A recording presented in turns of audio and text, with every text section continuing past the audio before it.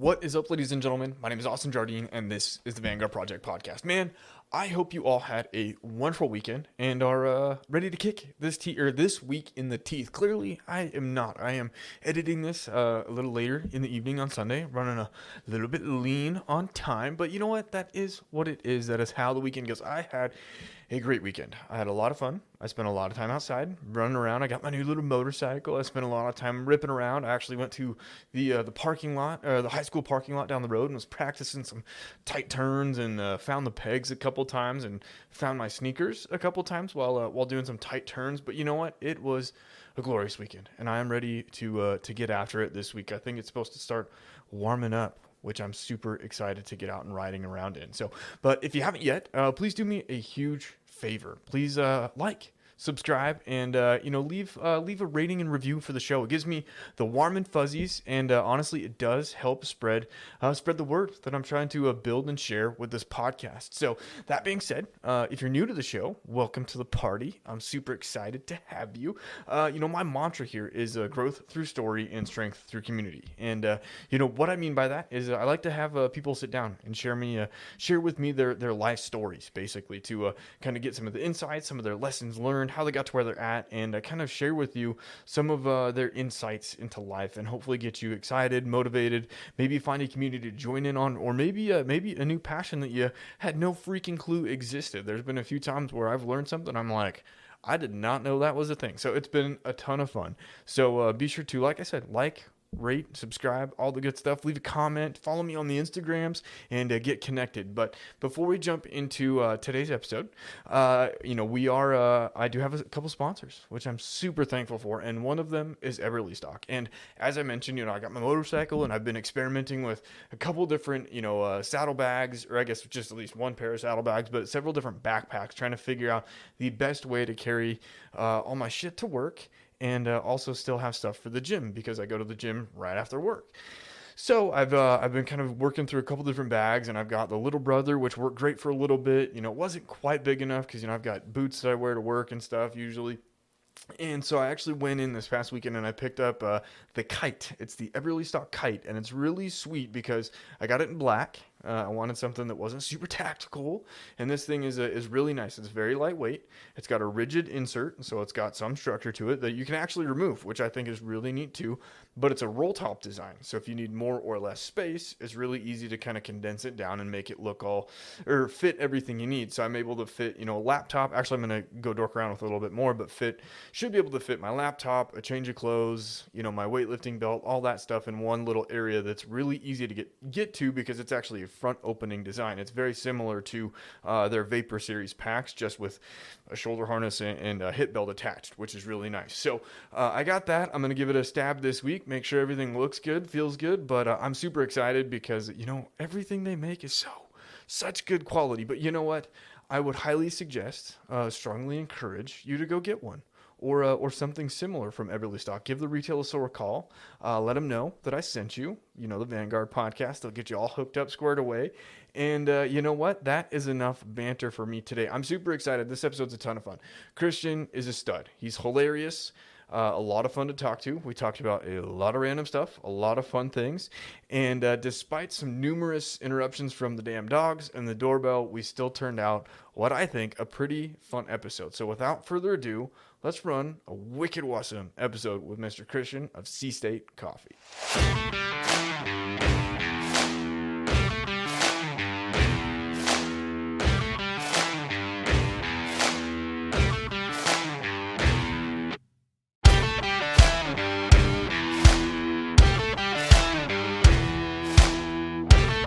Shall we get after it? Yeah, let's do it. Okay, what is up, ladies and gentlemen? Welcome to the Vanguard Project. My name is Austin Jardine, and I'm excited. This is like the first time I've had an in-person interview, and I didn't even know how long. And it was kind of funny because I'm sitting down with Kristian, and we've got the dogs. You had Bella in your lap, keeping you company for a little bit. So I'm excited to chat. So if you hear the pitter patter or some random huffing, Heavy breathing. it's not getting weird necessarily. Could be. Who knows? It could be, but fortunately that's why we don't do video. No, I'm just kidding. But you got to pay for that. It's a subscription based thing. Only pause. Only pods. Yeah. Oh man. Anyways, well, I'm excited to chat, man. We were kind of sitting here for like almost an hour, kind of just shooting the shit and whatnot. But No, we should have been recording it. that would have been an interesting one. You would have had to delete all of it. We though. talked about the Rona. We talked about some politics. Yep. Talked about some coffee. Yep. And then we landed on ghosts Yep. and aliens and Sasquatch. Yep. And then we moved into PAX. And then we moved into PAX. Yeah, because I bought the cheap microphone stands and the mics. I didn't skip out on the mics. I just skimped out on the microphone stands. So I had to put weights on the stands so they don't tip over. And one of them is my hunting bag and a bag of dog food. So there you go. It's my living room right now. Some expensive weights. Yeah. But yeah, anyways, man. So I'm excited to talk. You've done some cool stuff and you make really good coffee now. We're actually sipping on it, Mr. C-State Coffee. Yeah.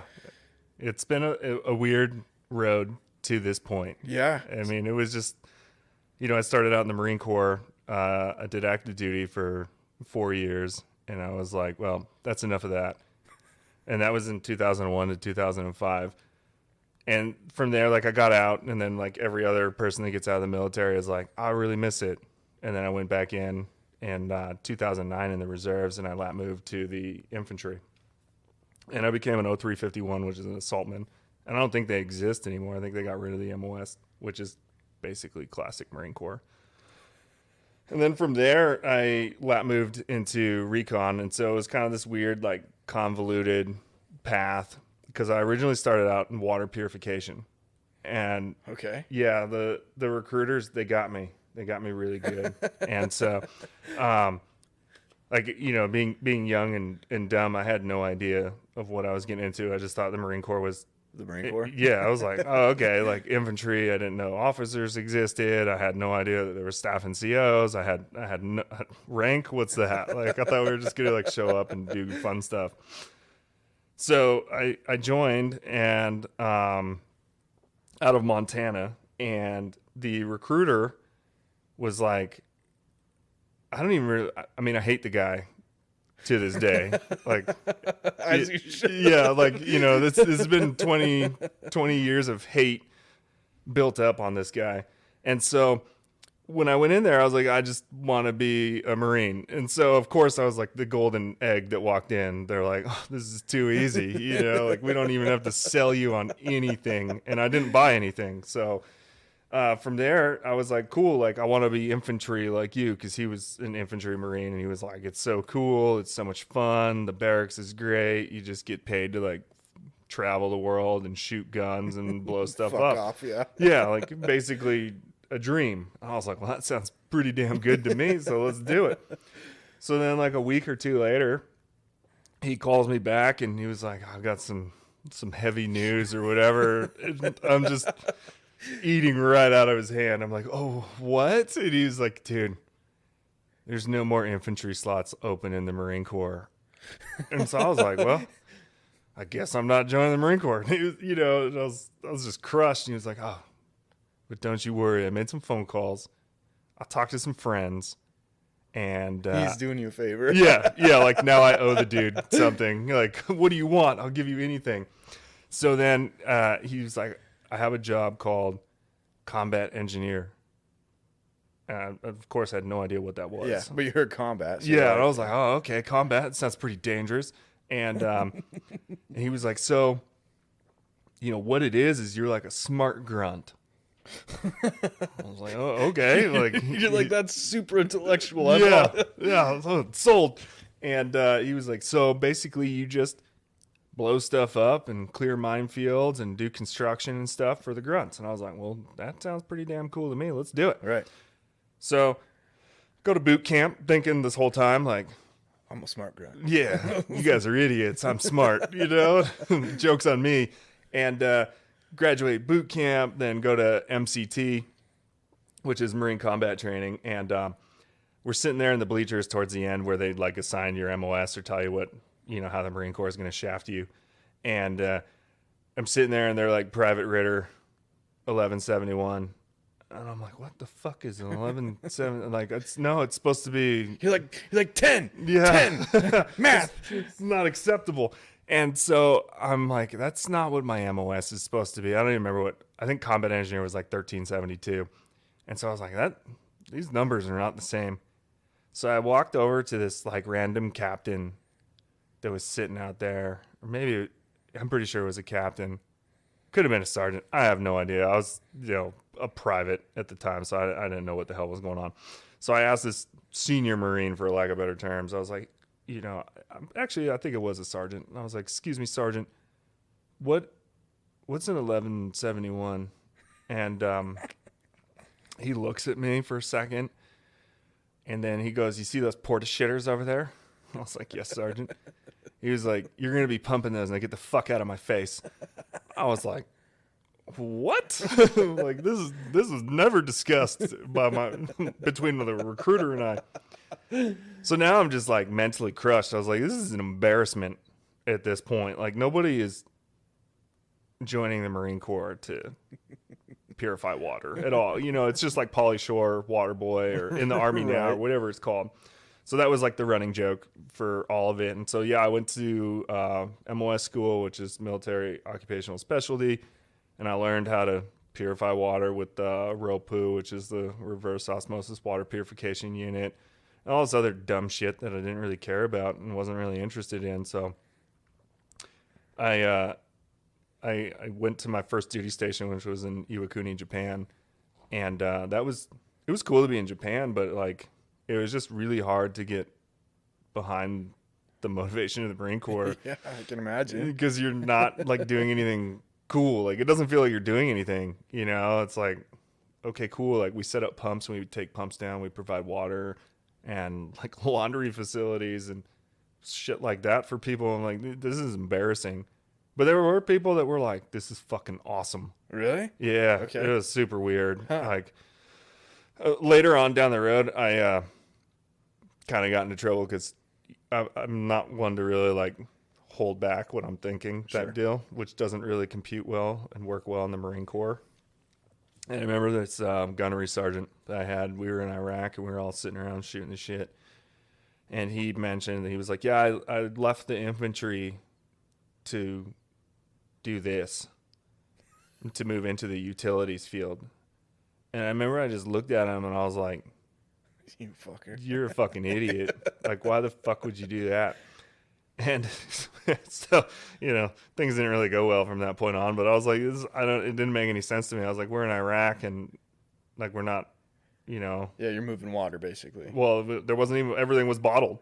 Oh, so I was like, what are we even doing here? So I had to like beg, borrow, and plead to go out and pull security for like EOD teams out in Fallujah. So every time they'd get like a call for an IED and stuff like that, we'd ride out with them and set up the security, which was cool. Like, it was a lot of fun because it actually felt like you were doing something opposed to generator watch and making sure the generators are fueled up and all that other dumb stuff that's involved in the utility field.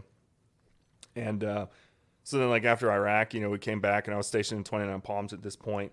And I remember the warrant officer we had at the time was like, you should go recon. And I was like, bro, fuck that. Like, I'm not re-enlisting to do it. Like, I've had my fill. The Marine Corps got me good, so I'm just gonna get out and then go to college. And of course, when you're getting out, like, everyone's like, well, you're gonna fail and you'll never be anything without the Marine Corps, and you're like, okay, whatever. And so I got out and I started going to college and doing my undergrad, and I was like, you know what, I kind of miss it. I feel like I have like unfinished business with the Marine Corps. So I joined, I was living in Alaska at the time, so I joined the anti-terrorism unit out of there. It's just a cool name, really, for an infantry unit, because we weren't doing any anti-terrorism stuff by any means. In Alaska. In general, like, it was just like, all right, guys, it's just a name. And they got rid of the unit because they were like, it's just a name. So I joined that unit and then moved to the infantry, because at this time I was a sergeant. And they were like, well, what do you want to be? You can be an 0311 or you can be an 0351. And so 0311 is just your basic rifleman. And then 0351 is your assaultman. And I was like, well, assaultman's cool. Like I have a buddy that actually left the water purification field and became an assaultman. And he was like, dude, it's a super cool job. It's a lot of fun. You shoot the SMA, which is like the shoulder-mounted assault weapon, I think, if I remember that correctly. I'm sure someone who listened to it would probably be like, oh, this dude's stolen valor for sure. He didn't know the name of the weapon that he shot, 12 years ago or whatever. Like, this dude's a liar.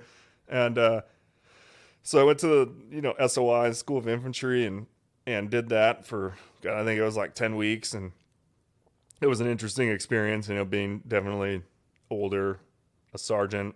At this time, I'd already finished like undergrad and I was in grad school and doing it through the reserves, of course, because I was like, I just don't really feel like doing the active duty thing because you have no control over anything. It's just like, hey, you're going here and have fun. That's it. Yeah. So I did that and, obtained the glorious MOS of 0351 and then like didn't really use it for anything. Like we weren't doing any demo or anything like that. Back at the unit in Anchorage. So then from there, I was like, well, this is pretty lame. I guess I'll lat move to Recon, which is where, I really wanted to be. And so I called the unit in Hawaii, which is 4th Force Hawaii, which is no longer 4th Force Hawaii. It's like 4th Recon Alpha Company or whatever they redesignated it to in the last, I think it was like a year or two. And called out there, talked to the master sergeant, and he was like, yeah, dude, just come on out. I was like, what do you mean come on out? And he was like, well, just get out here and we'll run you through an NDOC, and if you pass, you can stay, and if you don't, and you leave. And I was like, you're like, wow, it's simple enough. Yeah, like that's too simple. So a friend of mine and I, we got tickets and flew out to Hawaii and showed up, and everyone was kind of like, who the fuck are you? And we're like, dude, we don't even know, man. Like, we just showed up, and they're like, all right, well, you're here. I guess we'll run an NDOC. So we passed, and they were like, cool. Welcome to the club, And I was like, super informal. That's funny. Well, yeah, it's just kind of like, it's just Recon, man. Like, and they're like, now you can wear black shorts. And I was like, sweet, because the Marine Corps is always like green on green for their physical training stuff, PT. Yep. And then they were like, you've now earned black shorts. And I was like, oh, so cool. And so, yeah, then it just kind of went down like a long process of going to BRC, which is the basic reconnaissance course, which I went to and graduated from that, and then went back to the unit in Hawaii and spent a couple of years there and went to some other schools and did a lot of fun stuff, met a bunch of cool dudes. Went to SEER, dive school, airborne, which was a complete waste of time. And then from there got to free fall, and I think that's it. Yeah, that's about it for schools there. And it was a lot of fun being around all the guys, and I mean, it's just a different mentality. It's not the Marine Corps. Like, it was weird because like once you go recon and you start walking around in the uniform on main side, like the tone changes with everybody. They'd see what they call like dual cool, which is your dive bubble and your jump wings, and they'd always start out with like, "What unit are you with, Marine?" You'd be like, "Oh, I'm with 4th Force Recon." They'd be like, "Oh, okay. Yeah, no. Like, I just want to give you a heads up that there's like some sergeant majors prowling around and they don't like people that don't have fresh haircuts." I'm like, cool, man. Thanks for the heads up. I appreciate it. And then it kind of just turns into the whole like, well, I almost went recon, but I didn't, and you're like, dude, I'm just trying to eat lunch. Like, I don't know. That's great. Like, thanks for your service. I don't know what to tell you. And just comes into like some long conversation of stuff that you don't really care about. Yeah. And, but it was good. It was a good time. I enjoyed it a lot. I definitely miss it, just being around the guys. I mean, I don't necessarily miss the stupidity of the Marine Corps. Sure. And maybe the armed forces, especially with contracting and being around people in the military. You're like, man, I really just feel so sorry for you guys. Yeah. Especially with the current climate. The people that are in charge of the military, and I use the term in charge very loosely, It just seems it's not a good. I mean, there's too much crazy stuff going on, and they're concerned with what gender can use what, when it's like the whole purpose of the military or the Marine Corps is to kill bad guys. Yeah. Specifically. And so when you spend your entire day on PowerPoints of like what bathroom is acceptable to use and other stuff that's not important, like you're like, dude, what the fuck? Yeah. Yeah, because when you're overseas, no one's like, damn it, I can't use that bathroom. I really have to go. Like, it just doesn't matter at that point. And so I think we definitely have lost sight of where we need to be. And I think a lot of people feel that way as well. And, elections have consequences and all that stuff. So, I mean, it's where we're at now. And, a lot of the standards are being cut and lowered. And I'm not saying that like I went through like the last hard class, because everybody you talk to went through it the last hard class, right. But I do think it's definitely going to have a negative effect on us in the future, of course. And I mean, that's just how you kind of break down a country. You start from the inside and crush it. Yeah. And here we are. Dude, so you've done a lot of, it sounds like some pretty shitty stuff, and then some maybe literally and pun intended shitty stuff. Yeah. And then also some really, really fun stuff. When you started to maybe like look at the military, did you know that you wanted to go Marine Corps? Or was it like, hey dude, I just graduated high school, I just fucking want to get out of Dodge? So I always knew that I wanted to join the Marine Corps. Okay. And plus I was a less than stellar student in high school. So it was basically, the Marine Corps was a great place for me. Yeah. Because I didn't really give a shit about high school. I didn't really see a point to it as long as I passed.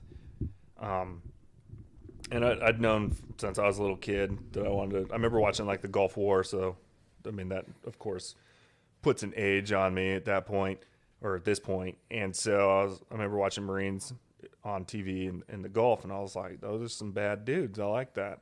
And of course, I didn't watch the Gulf War episode on water purification, so I didn't know the full story of what's involved. But yeah, so I was just like, I'm gonna join, and I did, and it was good because I was a punk growing up. Like,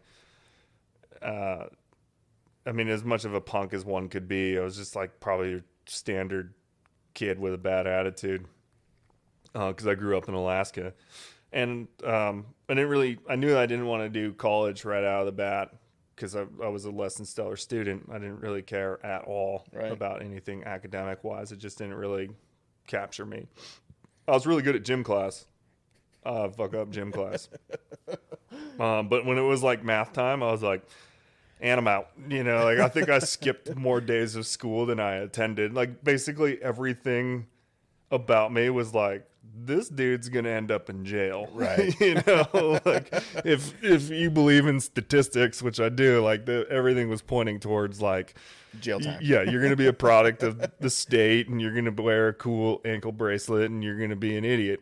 Not that all people go to jail are idiots before we go down that road, but I was just not headed down a good path. And so I joined the Marine Corps, and the Marine Corps has a really good attitude readjustment program that I've heard. Yeah. They've pioneered it over the years, and it worked well. Like I'm a huge smart ass, and I fucked up once in boot camp, and I don't remember what I said. It was something like the drill instructor said something to me, and I was like, this recruit, I said something back really stupid.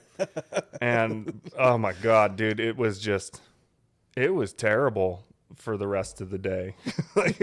And I was like, at least it was what? Just a day. I've heard that it's like days turn into weeks, turn into your whole experience. Well, fortunately, like they saw like a glimmer of something of hope in me. And so I was like a squad leader.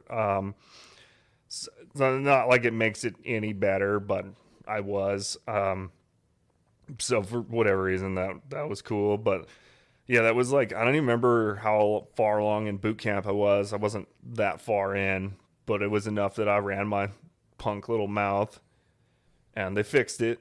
And I mean, not that I don't run my mouth, but like I knew right then, I was like, this ain't the time and place for this, because you're never gonna win. And yeah, I mean, boot camp is boot camp.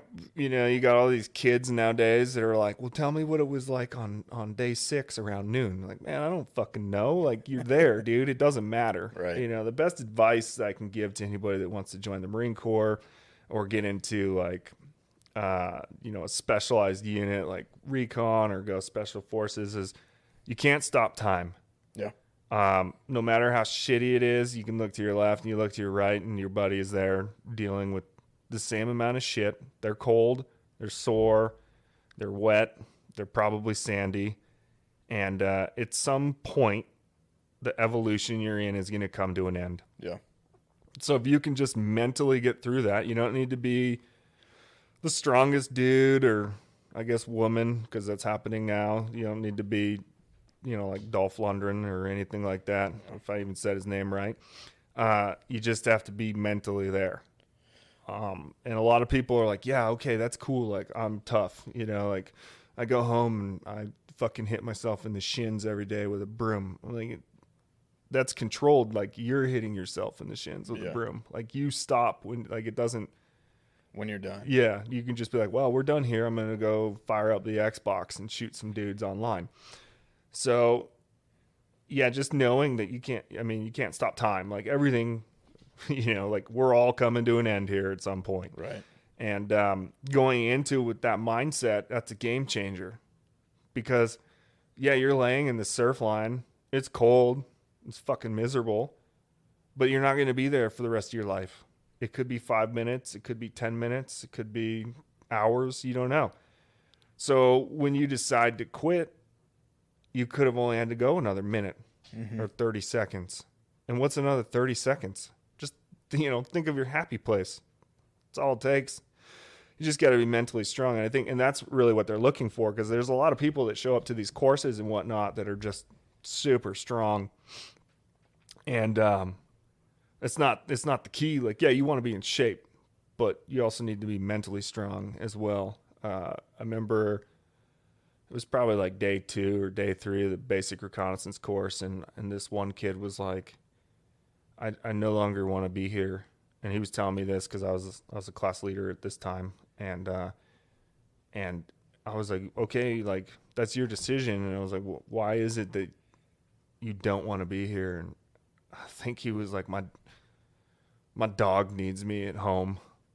And you know, you think to yourself, well, what the fuck does that mean? Like, it's a dog, right? You know, no offense to all the dog owners out there. You know, people are like, well, hold up here. I'm done with this podcast. As you're loving, as I'm petting your dog who has not left your side. Yeah, like I'm taking this dog with me, just a heads up. And but like it turns into, you have to, that person is justifying it. And it can be anything. Like, I mean, you start to hear like these instructors probably can tell you all types of weird stories. Like, dude, I just don't feel that my postman's delivering mail on time and I need to be there to check it. And for whatever reason in that individual's head, they have deemed that as like, it's okay to quit and leave because I need to check the mail. Right. And to them, it makes sense. And you'll never get to the bottom of it as to why it worked. And it makes it difficult because a lot of people, just getting to that point takes a lot. Yeah. You know, so it's like you've already moved ahead of like 99% of the pack. Now you're in, let's just say, like an elite group of individuals that are usually mentally strong and physically strong and know what they want, and they're working towards a goal. Mm-hmm.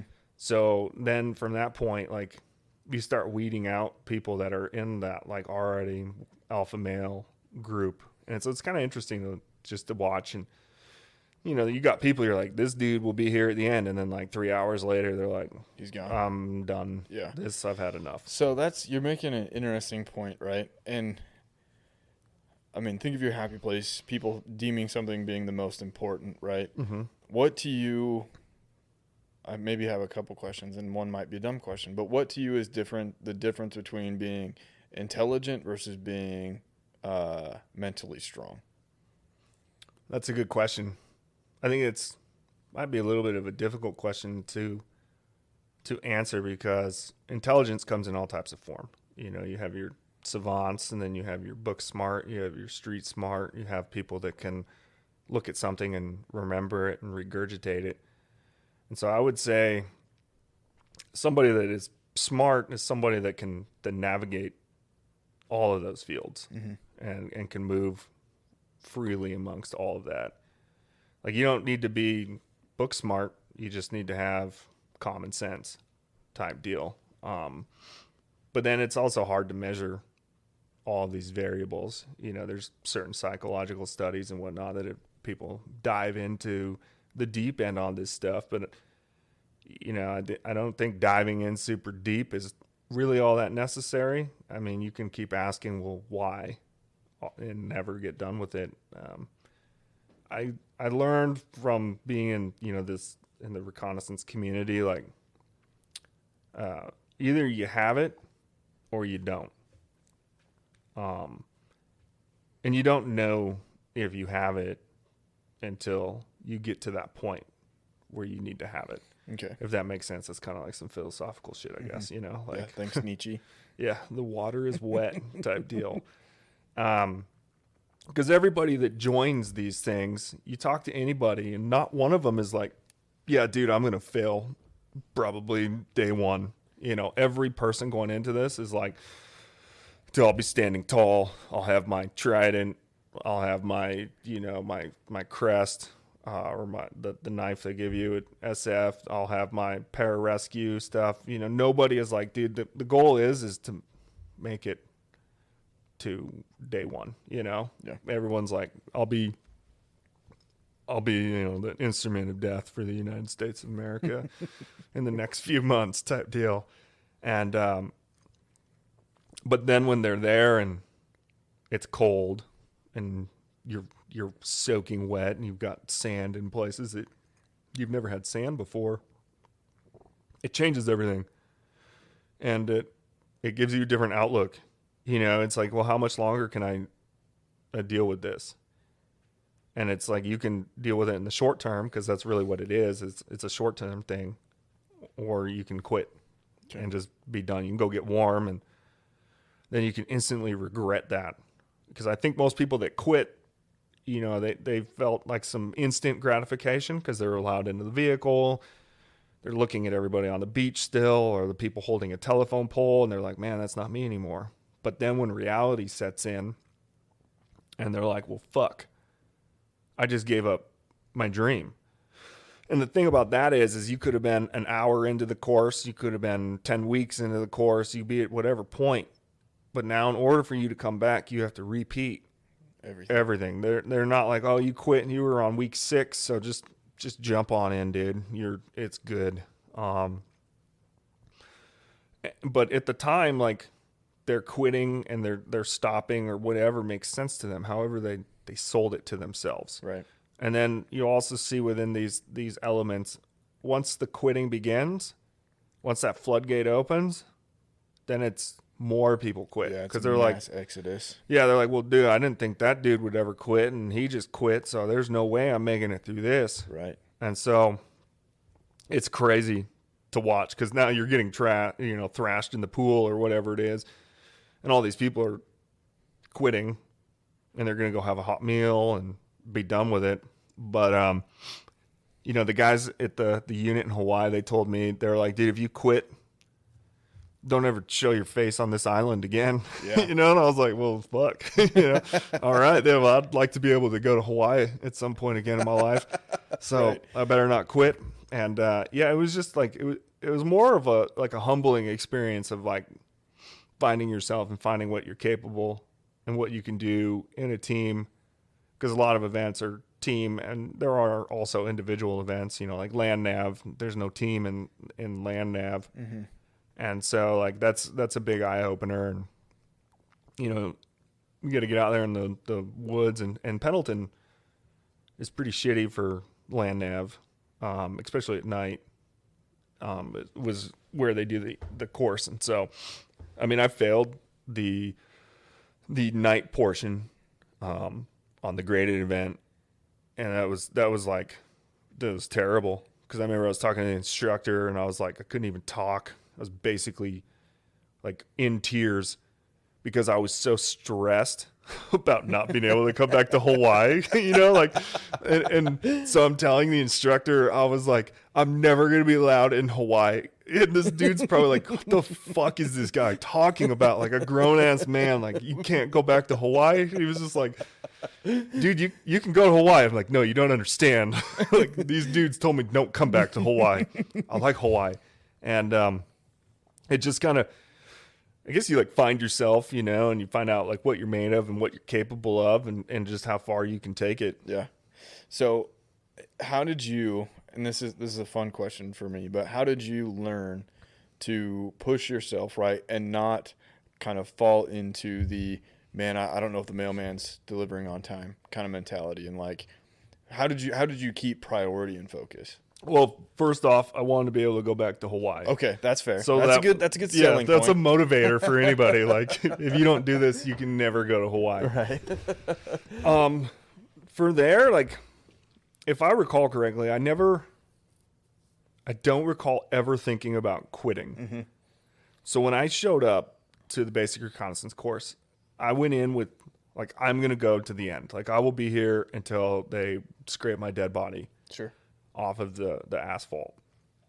But I was also older, and I knew that this was like Temporary. this is my one shot Yeah. type deal. There wasn't going to be like, okay, I made it 6 weeks, I quit, I can come back. It was it was one and done. So for me, like I knew the consequences if I quit. 1, I can't come back to Hawaii. 2, I don't ever come back to this course. And 3, like I'm in my mind now a failure. Yeah. I didn't want any of that in my life. And of course, those, you know, they're not in order in any unknown order. Just know that Hawaii is very important. And so, you know, through the course, yeah, it sucked. It was terrible. And it's supposed to be.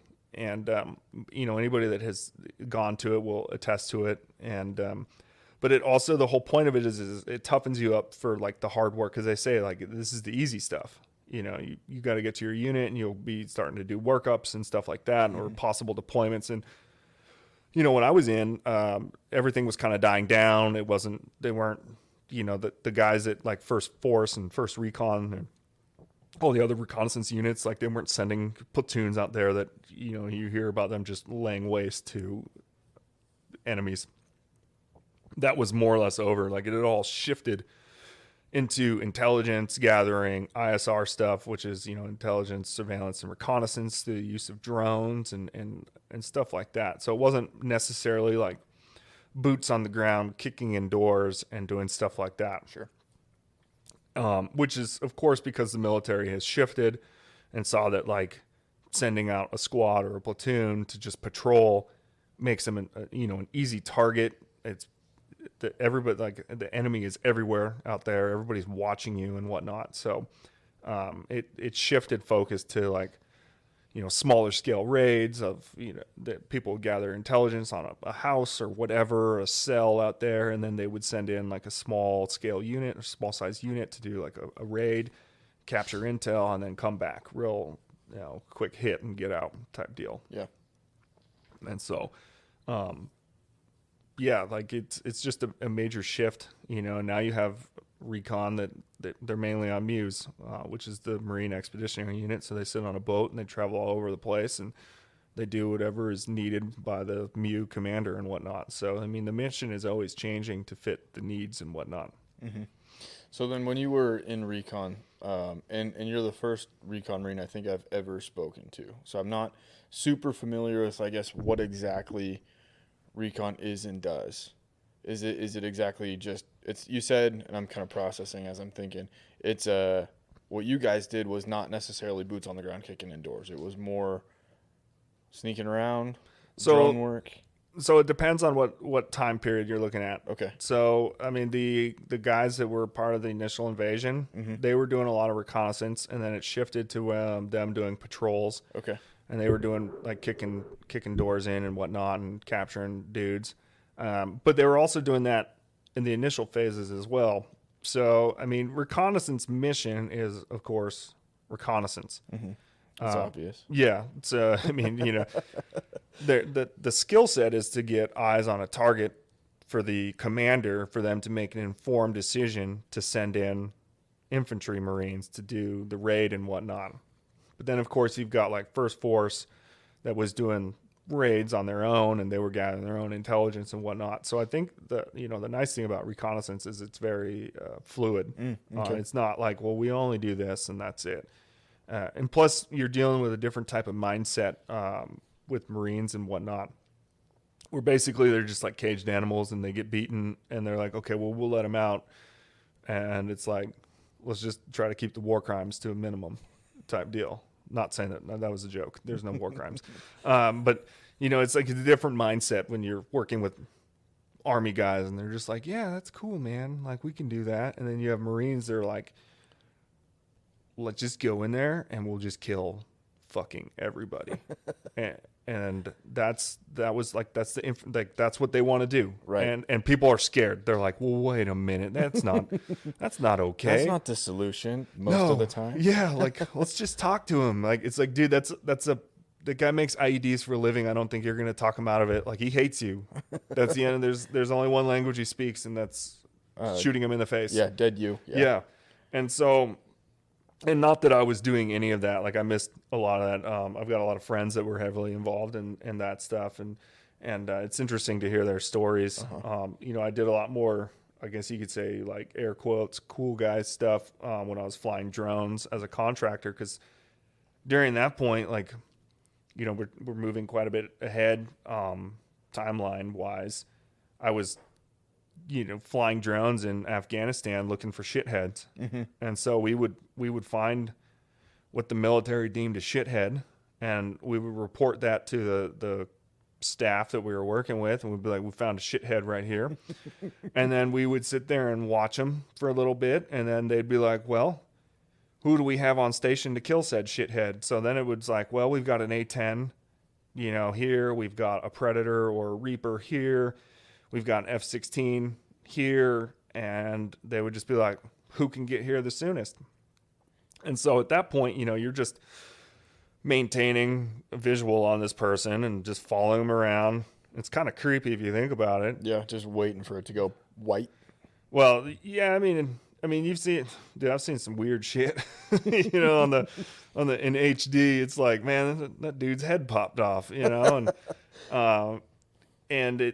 it's kind of like the first time we did it, or I was involved in a strike. I was doing BDA, which is the assessment for it, and I remember this guy had been cut in half by a rocket.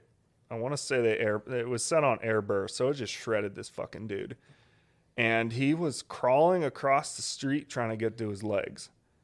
And I was just flying my little drone with an Xbox controller, watching this, and then finally someone was like, oh, I think we've seen enough of that. And I remember trying to like internalize it or figure it out, and I was like, damn, I'm watching this dude in real time, because there's no latency on these ones, crawling across a street trying to get to his legs. It's fucking crazy. Yeah. And then they're like, all right, well, let's go over to this grid. And they gave me another grid, and I left. And I think we came back later to see what happened, and he was gone. So the meat wagon is what we called it, showed up. They were, it's like an ambulance, but not. They would just show up and scoop these dudes up, throw them in the back of the meat wagon, and take off. And just gone. You're like, this is crazy, but it's interesting. It's interesting line of work, and then you just spend all day flying this little drone around looking for people with weapons, or that the intel section would give us like hotspots for known IED makers, or people that were high up in the Taliban chain of command, and we would just soak those buildings and wait there for a long time, and then you see some shithead come outside with an AK, and it was game on. And then I've seen anything from like an A-10 gun run cut dudes down, or one guy like ate a rocket. I've seen a lot of people eat rockets. Yeah, they usually it fucks them up pretty good. Gun runs are usually the coolest to watch. It would like, I remember one in particular, like it was so close to where we were at, like you could hear it as it was going off, which was kind of crazy. Yeah. You know, because an A10's pretty loud when it does its thing. So that was a pretty cool job. It was a lot of fun, you know. Yeah, that seems. It's kind of funny because I want to say intense, but not in like the physical. Like you're not there, right? Yeah, you're in no harm. Yeah, At which all. is super weird to think about, right? Like I'm kind of thinking about this. Like, did that? And this might be like a super weird question, but like, did that fuck you up at all? I mean, did it take a while to get used to like, hey, like watching this guy crawl, like drag himself across the street? You where know, you're like, this is what I signed up for. I mean, you never know what you signed up for until you're there. Sure, You know that's what I fair. mean? It's Yeah. like, hey, you want to sign up for me to kick you in the dick? You're like, yeah, let's do it. And then when it happens, you're like, that was fucking Fuck, terrible. Like, never doing that again. And so when I took the job, I knew what I was getting into. Okay. Like, I knew that I was going to be doing something like that, but you never really know what you're getting into until you're there. And so when I saw that for the first time, it kind of was like, wow, that's fucking crazy. Yeah. And then it was just business as usual. From that point on, it was just show up and work your 12-hour day, and That's it. that's it. And then go eat dinner and take a shower and go to bed. Rinse and repeat every day. Huh. And yeah, it was. I mean, it was cool. Like it. You know, I'd show up and sit there and drink my coffee and follow somebody for however long, and then. And maybe watch them die later, Yeah. you know, while drinking the coffee. And then I would go back and watch a movie. Huh. And just kind of hang out and shoot the shit. And so I guess I don't feel that it fucked me up. It was just a job, Yeah. really. No, that's fair. And it wasn't me pulling the trigger. These weren't the drones I was flying weren't armed. It was the military doing theirs. You know, like I would present them with the facts, and then they could do whatever they wanted to do with it at that point. Sure. That's And fair. so, yeah, it was interesting. Yeah. I kind of miss it. You know, it was fun. So how did you get into that? Because I feel like flying drones is a pretty technical thing to know how to do. So I actually got into it via Instagram. Yes, I can only imagine how sketchy. Hey, do you want to come fly drones? Right. And I'll get and kill people, not like indirectly. well, yeah. So the conversation was a little different than that. Like I had just gotten divorced, and I was sitting at my parents' house, and this was 2017, and I was on Instagram wasting my life, and I was talking to this guy who's a friend now, and I was like, dude, I don't know what the fuck I'm gonna do. You know, it's just one of those things where post-divorce is never exciting. I mean, anything divorce-wise is not exciting unless you're a sicko. And he was like, you ever thought about flying drones? I was like, no, never. Like, the thought had never crossed my mind. Yeah. And he was like, well, I know a guy that's friends with a guy that knows a guy, and I think they're hiring for drone pilots. And I was like, all right, fuck it. Actually, this was 2015. Timeline is way off. And so 2015. And so he gets me this email address, and I email the address the next day, and they respond. And I was like, oh, did not expect that. You know, like, fuck. You know, it's now I have to fire back. And they're like, yeah, give it, you know, when are you free to talk? You're like, I gotta put pants on. Yeah, I was like, fuck, got to finish this coffee. And I was like, well, I'm free whenever, let me know. So I think we talked like that day or the next day or whatever. And I reiterated multiple times that I have zero fucking experience. Yeah. You know, I didn't want them to be like, oh, we totally misunderstood you and thought you were experienced.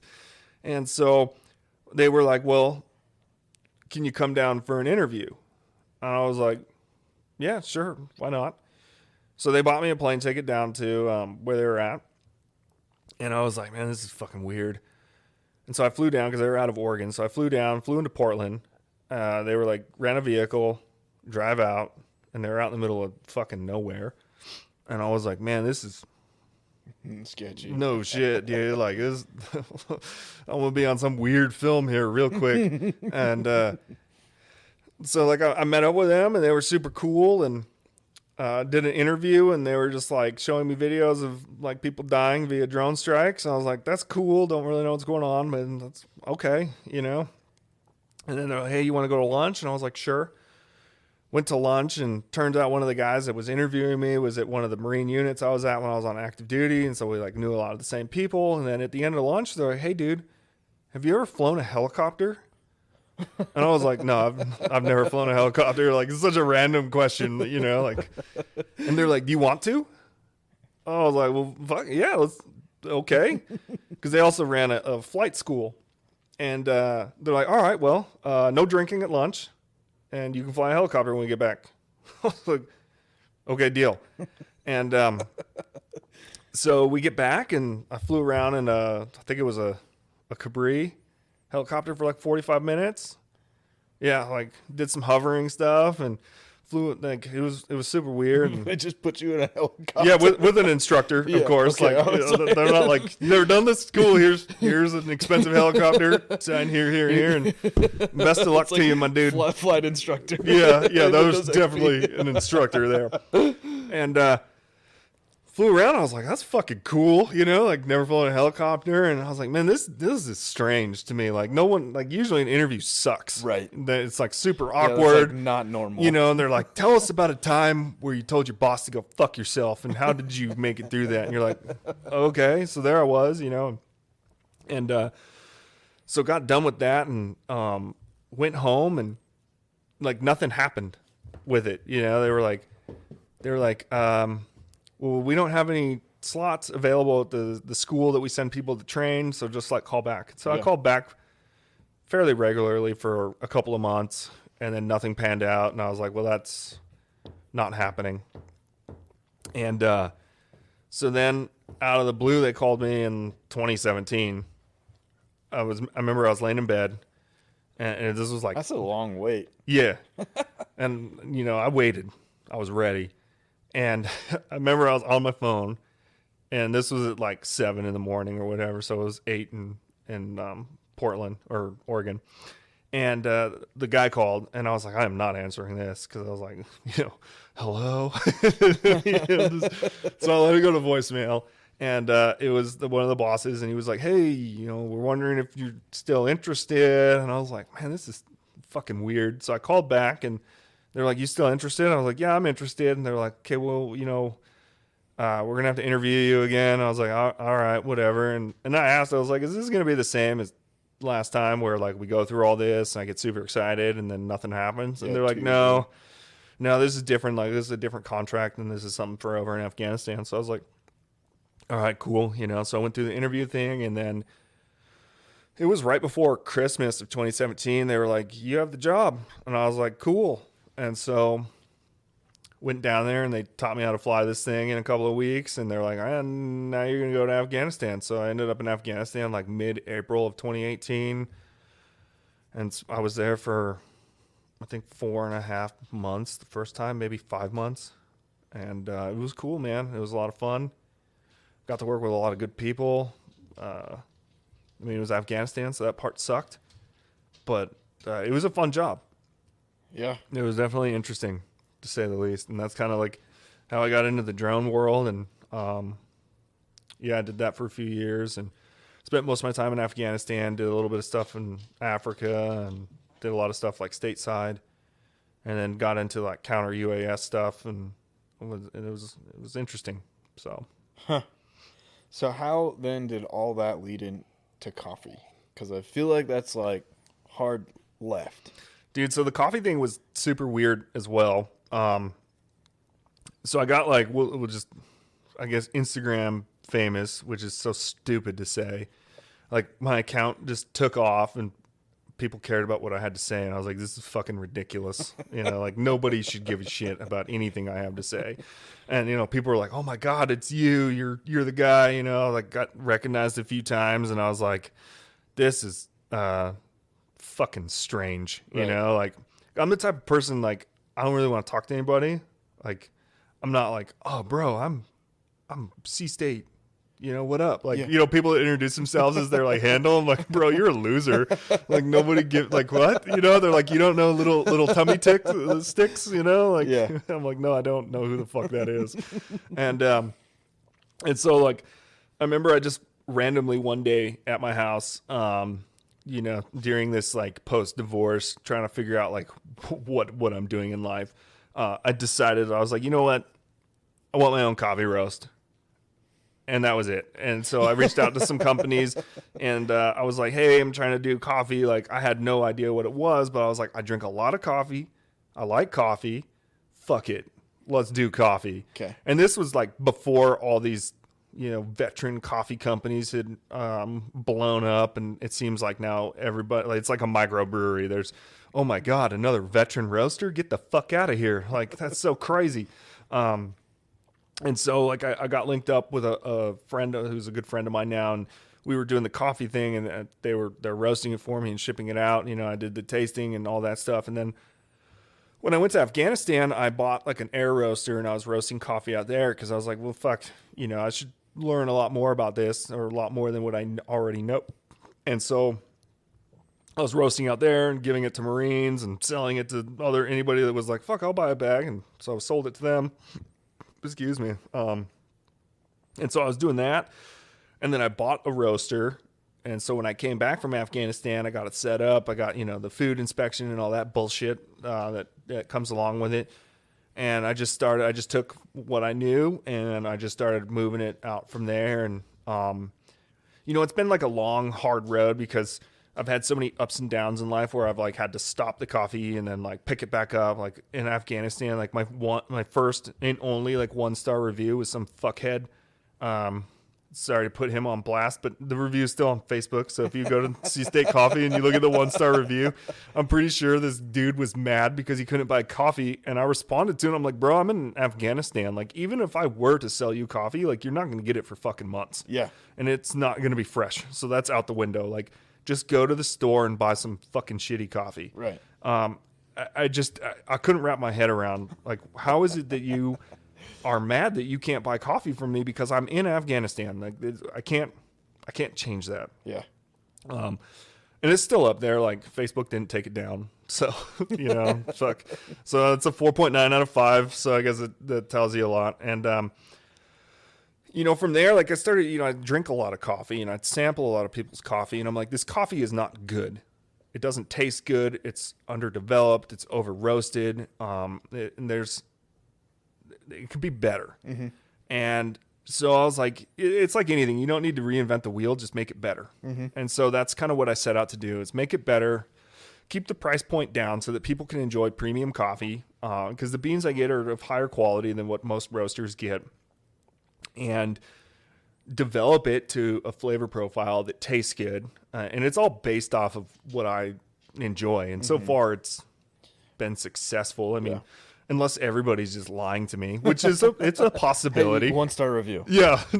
Hence that guy. And so I just kept going with it from there. And so now that like I have ample amount of free time now that I'm no longer working for anybody, I'm working for myself. I'm taking it, you know, further now, and I'd like it to be more of a staple and whatnot. Yeah. I convert a lot of people. I get a lot of people that are like, well, I drink coffee brand whatever, so I'm a connoisseur of coffee. And the first thing I'm like, no, you're not. You know, that's like someone being like, I only drive high-end cars. I'm like, oh, what do you drive? They're like, oh, Kia Sportage. Like, no, dude. Okay. I mean, maybe that's in your budget, but that's not high-end, dog. Yeah. Like, you need to chill out with that.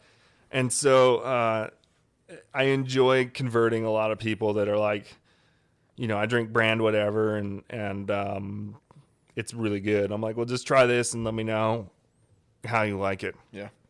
So what to you then is you said don't reinvent the wheel, make it better or do better. What does that mean? So for me, it means freshness. Mm-hmm. So a lot of coffee companies, they'll just roast up a lot of coffee, or they'll get a lot of roasted coffee and they'll let it just sit in an open air bin for weeks, months, whatever, until they sell it. Okay. So it's not fresh. And so you'll see that on a lot of coffee bags. If you just go to like an Albertsons, a Walmart, or something like that, and you look at coffee bags, there's no roasted on date. It has a Best By date. And so when you see like Best By, that who knows where it's been and how long it's been there. Okay. And so with what I do is it has a roasted on date. And so that tells you that it was roasted either yesterday or This morning. Yeah. And so usually like coffee goes through a bunch of different processes. So when somebody orders on my website and, I then accept that order and then I go to my warehouse and I fulfill that order and I, take the green beans and I put it in my roaster and then I, roast it for however long and to whatever temperature, depending on the roast. I pull the beans, let them cool, put them in the bag, seal the bag, put the bag inside of a box, put a packing label on or a shipping label on it and take it to the post office or UPS, depending on whatever they choose. And then by the time that coffee arrives at their door, it's finished its off-gassing process. Yeah. It's as fresh as you can get it. And it's a phenomenal, smooth cup of coffee, opposed to other people or other brands that I feel they do a huge disservice to their customer base because they're not buying high quality beans. They're cutting corners because all it is to them is a money making game. Now, of course, businesses have to make money, but on my end, like if I lose out on $1, like I'm still making money, and I'd rather have a repeat customer that enjoys the product opposed to a one and done, because customer acquisition in the coffee world is fairly expensive for the end user. There's so many coffee brands out there. It's like micro breweries, you go to Oregon or Washington State and there's 10,000 IPAs, and it's like, it's a saturated market. Right. And it's a hard sell because also people don't like to change. So you have those, I've had people that are like, I just like Folgers. Yeah. And I'm like, I'm sorry to hear that because that shit is disgusting. But they've been around for so long that they're just, ingrained. Yeah. That's all they like and that's what they drink. And I'm like, I'd rather not drink coffee than drink Folgers. Like Right. I've gotten to the point where if I walk into a room and there's a pot of Folgers, like I can smell it and I'm instantly disgusted. And I'm like, have some self-respect, man. Like spend a few more dollars. If you're going to go to a high-end restaurant, you're not ordering shit food. Right. You're buying expensive food and you get what you pay for. And so with C-State coffee, you're getting, I think in my opinion, of course, it's subjective, you're getting a better cup of coffee. Mm-hmm. And I think at the end of the day, that's what you need. It's smooth. It doesn't have the bitterness. It's not burnt. It hasn't been sitting on the shelf for 9 months waiting for somebody to buy it. And then also, like, if you purchase from me, like, you have a direct connection to me at that point. Like, I've always, as long as you're not batshit crazy and you message me, like, I'll talk to you. We could talk coffee. We could talk whatever. I don't really care. Like, I'm there 100% of the time. So, like, once you jump in on that and you're a customer, like, you're I guess you could say like part of the coffee family or whatnot. Like your opinion is important to me, as I said, unless you're batshit crazy, because I've gotten some weird stuff, as everybody does on Instagram. You're like, bro, where are you coming from? Like, do you need me to call somebody? And so it's been great taking it to the next level and progressing it, because generally, like, there are a few people who have been like, your coffee's just not for me, and that's fine. Everything is not for everybody. Right. For example, like, I fucking hate olives. Like, and my girlfriend is like, let's do some fucking olive fingers, and I'm going to eat olives off my fingers, and I'm just disgusted by it. Like, olives are the most disgusting thing in the world. I can't, and every time, like, I meet somebody new, and they're like, oh, have you tried an olive? Like, no, motherfucker, I have not tried an olive in 30. I just guessed that I didn't like it. And so, like, nothing about an olive is enjoyable. Right. Like, if there's an olive in something, I don't want it. Get rid of it. And I sympathize with that. I don't like olives too. Usually people are like, oh, dude, olives are so good, man. No. Like, olives and pickles. I don't like pickles. I like pickles. See, I fucking hate pickles. And that's my point. Like, there, you could be like, I love this coffee, and I could try it, and I'd be like, this is terrible. Yeah. you know, and that's the other problem you run into is when it comes to like stuff that people like and you offend them, because now we live in a culture of I'm offended. Right. You can't offend me. And so when you tell somebody like that coffee you drink is not good, they're like, well, who are you? Yeah. You know, and it's like, well, I have a little bit of experience in the coffee game. Like I know a thing or two about it. Yeah. And it's not like alcohol. You know, at the end of like after your first shot, you're like, You I don't don't taste anymore. fucking know what's happening. And so with coffee, like you keep tasting it. You Right. know, it's not like, well, after the first cup, it's all the same, you know? No.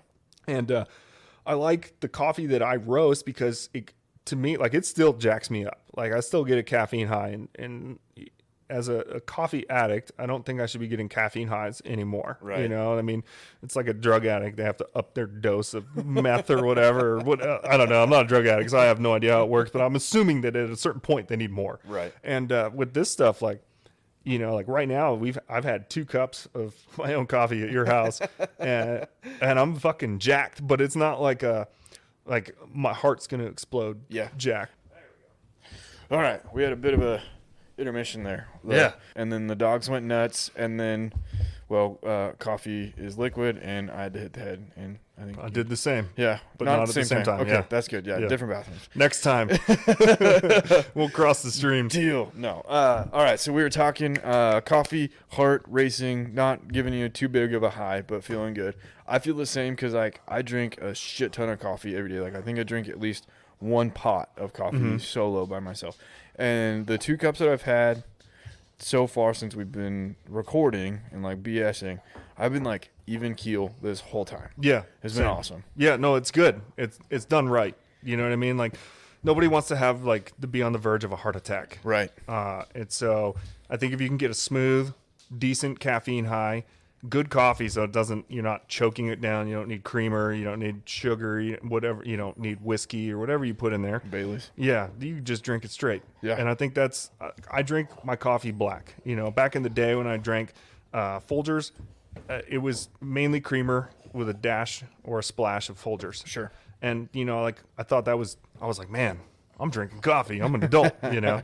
And then, you know, I just started like moving up the coffee chain. I was like, well, shit, I'll try some Starbucks. And then I drank that. And then I moved on to like locally roasted stuff in Alaska. And then I was like, man, this could be a whole lot better. Right. And then kind of just jumped all the way into it. Used my contracting money to buy roaster I have 2 roasters. I have a small roaster for like profile roasting, which is like developing the cup of coffee. And then I have my large roaster for production. Okay. And then I bought a K-cup machine so I can make K-cup pods. Because a lot of people are like, K-cups just don't give a good cup of coffee, which is true. They're generally pretty shitty. Sure. However, like the K-cups that I make in-house are filled with coffee it's fresh roasted. Mm-hmm. And then you also get almost twice as much coffee per pod. And so, of course, when I was getting into this, I have tried the coffee pods and I was like, this is actually a good cup of coffee. Cause you know, you go to a hotel and they have the Keurig in there and they've got the little Green Mountain coffee pods and you make it and it's basically just water with food coloring in it. And it's totally worthless. But with these K-cups that I make or pods, you get an actual good cup of coffee. Right. Because I remember the first one I had, I was like, fuck, that's actually good. You know, like, and so like anything that I want to sell or to customers, like I don't want them to be like, well, I just got taken. Yeah. You know, I Right. want them to be like, that was a good cup of coffee. Or, you know, like the shirt or the mug I bought is legit. Quality, like, yeah. Yeah, like the mugs that I have, they're all handmade in America. By a company that's owned by a Marine. And so like the biggest thing I run into is people are like, man, it's so expensive. Like, well, yeah, it's not made in China. It's, you know, it's a small roastery. It's better than anything you get at the store. Cause some people are like, well, I can get a bag of Starbucks for like $8 at the store. Like you're also getting what you pay for. I think Starbucks is like $6 or something. Right. But it's disgusting. So how long does it take for you to develop a flavor? Because you said that you work through a profile, right? Mm-hmm. How long does it take for you to develop a flavor that you are comfortable putting out to market? You know, it really doesn't take that long, and it starts with picking the bean. Okay. So the bean has a cupping score. So there's a lot of stuff that goes into it. You've got graders that grade the coffee, and they've got these sophisticated palettes, and they slurp the coffee and then spit it back out, and they're like, I taste... It's like wine. Yeah, exactly. And they're like, I taste this and that and this, and they write it all down, and then they come to a conclusion that if you make this coffee, you have a chance of tasting X, Y, and Z. So then I get that report from the distributor that I use, and it says, you know, cupping score of whatever, and then it says tasting notes of whatever. So if you go on my website, you'll see that the tasting notes are on the description. I don't know if I have the cupping score. I can't remember. It's honestly hard to keep up with everything when it's just like myself and I can't even imagine. dude, it's fucking terrible. Yeah. It's like my girlfriend helps out a lot with a lot of stuff, but there's shit where, you know, I'll be like, damn, I need to update that, but it's me, you know, and it's like, I don't know, it's herding cats is what it is. But it's starting to get to the point where I'll probably need to start hiring people and whatnot to really, you know, wrangle it all in. Right. But getting back to picking coffee is like, I'll pick stuff that sounds good to me. And so then once you get that coffee in, you can get order a sample of it, and then you use the small profile roaster, and you will pull it at like a general temp and be like, all right, either it tastes good or it does not taste good. So you let it off gas and go through its process and sit for a little bit, then make a cup of coffee, and you're like, okay, that's good or not good. If it passes the good test, then it's all right, cool, we can take this to market. If it doesn't pass the good test, then it does not come to market. And so far I've been fairly successful with it. Yeah. Nobody's been like, bro, Stop. did you shit in a bag? Like, no, I didn't. And so it's been good so far. And I'm also very fortunate to have, I linked up with a guy, a local roaster here who's been doing it for a while, who's got like 10 years of roasting experience. And so it's like, I'll just bounce ideas off him. I'll be like, this country, these tasting notes, what do you think? And he'll be like, No. yeah, no, that's terrible. And I'll be like, okay, what about this one? He'll be like, that makes a damn good cup of coffee. Yeah. I'm like, cool, let's do it. And then we do it and we take it to market, and it does pretty well. So a lot of people are like, I mean, the general question you get is like, what has the most caffeine? Sure. You know, because everybody wants, Caffeine. yeah, I mean, nobody, it's like drinking a non-alcoholic beer. Like, what are we doing here? And so, you know, the lighter roasts have more caffeine in them. And a lot of people think, you know, the dark roast has more caffeine. And I generally just attribute it to like, well, how do you like your steak cooked? You know what I mean? Like, do you want it cooked to a crisp where it's a shoe sole and disgusting? Or do you want it like medium rare or you know, those sickos that are like, just cut it off and I'll eat it straight, you know, like Prefer it alive. yeah, like if it ain't mooing, I don't want it, you know? And it's like, well, okay. So it really just depends on the person and what they're into, but it's fun to, you know, try out different roasts and see how they do and what people like. And so far, you know, it's been really successful and whatnot. And the dog. And the dog is like, dude, why are you not petting me? What are we doing here? Yeah, dude, he's demanding. It's funny because he's like 100 pounds. Yeah. So like clearly like he ran under your leg and lifts you up. Like, Yeah. he just doesn't fucking care. Yeah, It's no, funny. he doesn't give a shit. He's got his ball and now he's getting pet. Like, what Yeah. more do you want? So then, as far as like people that you're like in the market for, like customers that you're trying to either make converts, who are you trying to get at? Just anybody, or I mean, if somebody out there that's like, bro, looking for new coffee. Who are the people for you? Well, I mean, of course, like anybody is more than welcome to purchase my coffee. I'm not like nope. You know, like I'll just refund your money. Bye. But I generally would, you know, like the more outdoor hunting, physical fitness activity, of course, the veteran community, really anybody, you know, I'm not, unless you're just crazy, like, but I'll still like, if you want to buy coffee and you're crazy, like that's fine. Cause I don't know who you are. Like, I don't know that you're crazy. I'm just going to bag it up and I'm going to send it to you. And so like, you know, dialing in the demographic, of course, you know, some people are like, well, I only sell to this demographic. I'm like, you know, you can do that. But I'm also not going to draw the line in the sand and be like, I won't sell to this demographic. I mean, you're all welcome. At the end of the day, like, just drink some good coffee and chill. Coffee and chill. Coffee and chill. And your hope is to make this like life, right? I mean, you want to take this full time. Yeah, that's definitely the plan. It's been growing fairly well over the last bit. It just really comes down to marketing and figuring out marketing. But as I said earlier, like, I'm the only person doing it except for my girlfriend that helps out, but she also has like a real job. Mm-hmm. So I mean, it's primarily me on that stuff. And so like doing the marketing on myself and then roasting and then fulfilling orders and getting stuff to the post office, like, I don't have time to shoot content.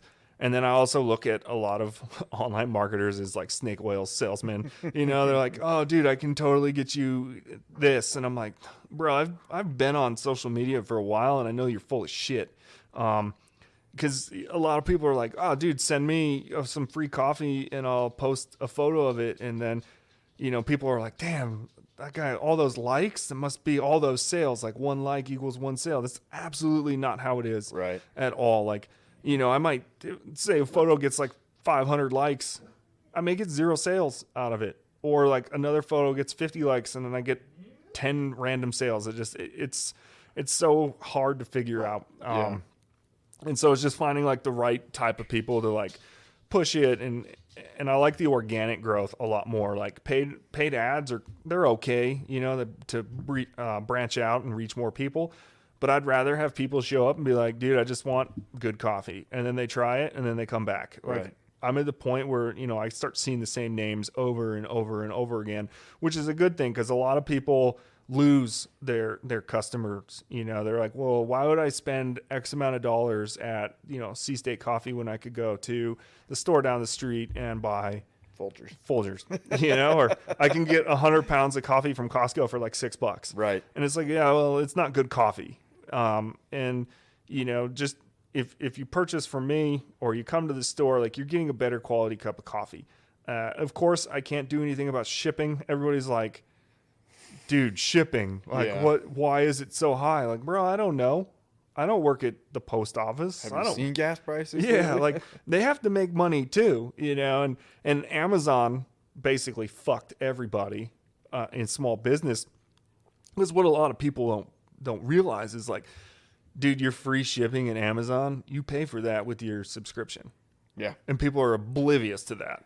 And so they're like, yeah, but at Amazon it's free. And I'm like, no, it's not. You're paying for it with a subscription. Same thing at Costco. Like, the chicken, the rotisserie chicken that's all the way in the back, like, yeah, it's cheap, but you're paying for a membership.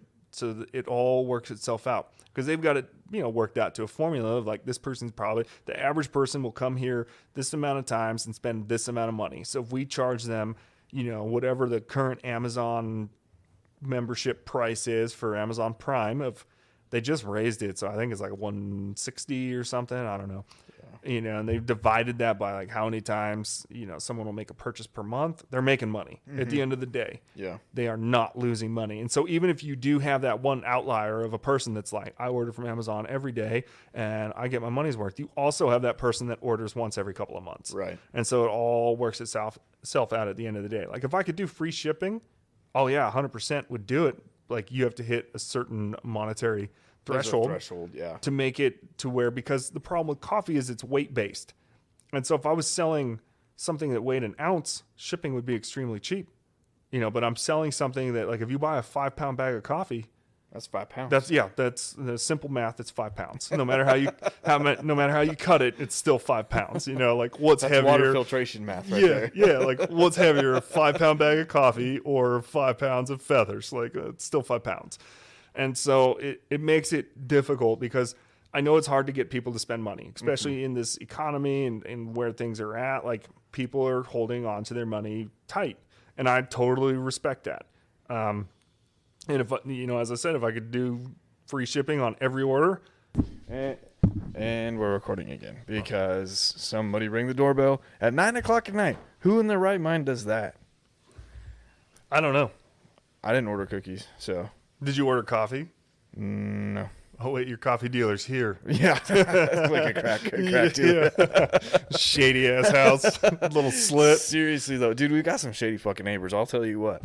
Yeah, I think we had at least one OD last year. So, Really? Yeah. Maybe it's someone complaining about where my truck's parked. It might be. Fuck them. Whatever. It's fine. Anyways, so as far as help needed, I mean, you said you might be looking for people to hire on at some point. I mean, are you actively looking? Is that like a fleeting thought right now? I would say it's a fleeting thought at this point. Oh my God. Okay. Last time somebody rang the doorbell again. Yeah. Apparently we were blocking somebody's driveway, which There was no driveway there. yeah, It was just a sidewalk. it's super weird because they like park a trailer there too. Uh-huh. And like technically, legally, you're not allowed to park a trailer in a public area for, I don't know. Here we are looking for help. Fleeting thought. Yeah. So, I mean, if it keeps progressing the way that it is, of course, I'm going to need to bring on more people. But, right now I've got it down. I think if I were to, like, say I were to hire somebody today, they would just be sitting there staring at me for most of it, and I'd be like, I don't know what you need. You can go home. Yeah. So it'd be totally worthless and whatnot. And so I think in the short term, it's probably eventually figure out like marketing, how to dial that in. Because of course you've got your content creation, and then you got, how are you going to push that ad and what demographics are you going to hit? And then everybody that pushes that, they're like, well, it's $2,000 to $10,000 a month for me to run your ad. It's like, you can go fuck yourself, because they can't promise you anything. Right. Like, the ad may not do a damn thing, Yeah. and you still owe them this money. So I'm like, nah, I'm good on all that. Like, I'd rather burn my own money by myself. Yeah. Doing than- what will Yeah. work. Yeah. And so I've been sticking with the organic growth and just pushing it that way has been good. And I'll be here locally. I'll be doing the Eagle Farmers Market. Yeah. And that starts May 7th. So we'll see how that goes. Like, I just ordered the Easy Up for it, and so that was $1,500 down the drain. But it's gonna look cool as fuck. So YOLO, I guess. Like, I mean, if anything, I'll have something cool to set up out back and smoke cigars under if it's raining. So yeah, we'll see how that does. And working on like cold brew as well. Nice. So hopefully have that coming out in the next, I don't know, we'll say 4 to 6 weeks. So probably longer than that. There's always something that you didn't know existed until Last minute. Yeah. And you're like, I didn't know that was a thing. So, but everything's been progressing well, and it's, I'm definitely happy with it. So we'll see where it goes. Maybe it doesn't go anywhere and I go back to flying drones someplace. That's fair, man. So you'll be at the Eagles Market. So if people are in kind of the Boise area, they Yep. can come hang out with you later on this spring and summer. Yep. Where else can people find you? So other than that, it's mainly online. There's a local store here, a gun store, Stockpile Defense, that carries it. So you can go in and get ammo and buy some coffee. But other than that, it's predominantly online at cstatecoffee.com, and order it there and sign up for the newsletter and get a discount code, I guess. Save some money. And you ship fast, because I think I ordered mine when you and I were texting, and then it was out the door like that next day. Yeah, it's generally pretty quick. Of course, it's all roasted on order, so it depends. Like if I only need 12 ounces of something, like I'm not going to roast up 5 pounds. It doesn't fit with the business model. So sometimes some orders take a couple days. Some take, I don't think anything takes longer than 5 days. And some, like if you order while I'm roasting, I'll throw it in and it's ready to go. Yeah. And it ships that day. So it's hit or miss. Some stuff ships within 10 minutes of you placing an order, and some stuff takes a couple extra days. Yeah. But I think generally, like, nobody has complained about that. Like, one, I'm not Amazon. Two, it's roasted on order, so I want to make sure you get the freshest quality or highest quality product available. And, people are happy with it. Okay. cstatecoffee.com. Yep, go there. And the Instagrams. Also, C-State Coffee. Awesome, man. Well, is there anything else that you want to touch on, or We talked a lot. We did. We covered a lot of ground. You're going to have a lot of editing to do. Just the dogs barking. Or we just leave it in for, The posterity. tail thumping that you could hear. I know, or the huffing. Yeah. Okay, sweet, man. Once again, man, thank you for taking the time to sit down and chat with me. I enjoyed our conversation. I know it's been a little bit since we sat down since recording this, but I hope all is well, and I will link in the episode description C-State's website, Instagram, and I would encourage you to go pick some up. I ordered some, like I said, and kind of like we were talking about and actually drinking at the time. It's really damn good coffee. So I would encourage you either to order some, swing by while he's at the farmer's market this summer. But otherwise, I hope you all have a great weekend a great week. Man, I wish it was the weekend. A great week, and we will catch you next time.